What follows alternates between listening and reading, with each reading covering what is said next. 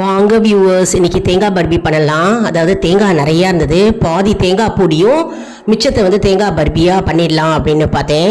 நம்மளோட சேனலை சப்ஸ்கிரைப் பண்ணிவிட்டு ஆல் பெல் பட்டனை ப்ரெஸ் பண்ணிக்கோங்க. அப்போ தான் நான் போகிற வீடியோஸ்லாம் உங்களுக்கு அப்டேட்ஸாக டெய்லி கிடைக்கும்.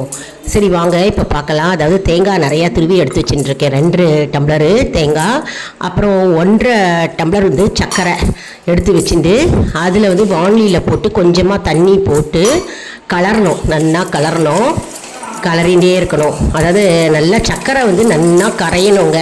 சர்க்கரை கரையணும், நல்லா கரைஞ்சாதான் வந்து நமக்கு பர்பி நல்லா வரும். சர்க்கரை நல்லா கரைஞ்சிடுது. இப்போ வந்து நெய் ஊற்றிக்கணும். நெய் வந்து 1 ஸ்பூன் ஊற்றிண்டா போகிறோம். ஏலக்காய் வேணா போட்டுக்கலாம், இல்லைன்னா இல்லைங்க. அதுக்கப்புறம் தேங்காய் இருக்குது இல்லையா, துருவி வச்ச தேங்காய் 2 டம்ளர் தேங்காவை தூக்கி போட்டுக்கிறோம். நான் சொன்ன மெஷர்மெண்ட்டு கரெக்டாக இருக்குங்க. 2 கப்பு தேங்காய்க்கு 1.5 கப்பு சர்க்கரை போட்டுட்டா கரெக்டாக இருக்கும். கொஞ்சம் தண்ணி விட்டு நம்ம இந்த மாதிரி கலரிக்கணும். கரெக்டாக இருக்குங்க. இந்த மெஷர்மெண்ட் படி பண்ணினீங்கன்னா நல்லா கலரி விடணும். அதாவது நல்லா கலர என்ன ஆகும்னாக்கா கொஞ்சம் கெட்டிப்படும். கொஞ்சோண்டு பால் ஊற்றணும். பால் என்ன விளவிலேயே கிடைக்கட்டும் அப்படின்றதுக்கோசரம் கொஞ்சமாக பால் ஊற்றிட்டேன். பால் வேணும்னா ஊற்றிக்கலாம், இல்லைனா இல்லைங்க. நல்லா கலரணும், கலரிகிட்டே இருக்கணும்.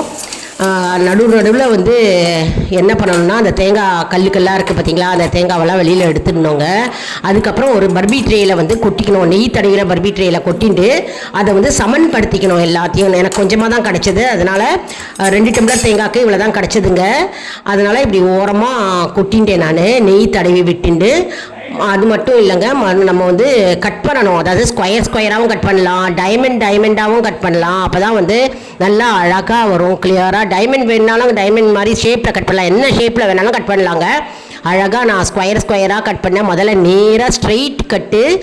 தோசை திருப்பி இருக்குது இல்லையா, அதை வச்சுட்டு போட்டேன். இல்லை கத்தி வச்சுட்டும் நீங்கள் போடலாம், அழகாக வரும். கட் பண்ணுறதுக்கு ரொம்ப ஈஸியாக இருக்கும். நல்ல பதம், அதாவது சுருள வந்த பதத்தில் தான் நம்ம எடுத்து இதில் கொட்டணும். ஸ்வீட் மாதிரி நம்ம வானிலியில் ஒட்டாமல் இருக்கிற பதம் இருக்கும். அந்த பதத்தில் தான் நம்ம வந்து டக்குன்னு எடுத்து இந்த பர்பி ட்ரேயில் கொட்டணும். பர்பி ட்ரே இல்லை அப்படின்னா நீங்கள் தட்டில் கொட்டிக்கலாம். எதில் வேணாலும் நீங்கள் கொட்டி பண்ணலாம், ஸ்கொயராகவும் பண்ணலாம். இப்போ பாருங்கள், நல்லா ஆறட்டும். ஆறின பிறகு நம்ம வில்லைகள்லாம் அழகாக அடியிலேருந்து மேலோட லேசாக எடுத்து நம்ம போடணும், டிஸ்டர்ப் பண்ணாமல். ஒரு வில்லையும் அழகாக எடுக்க வருங்க.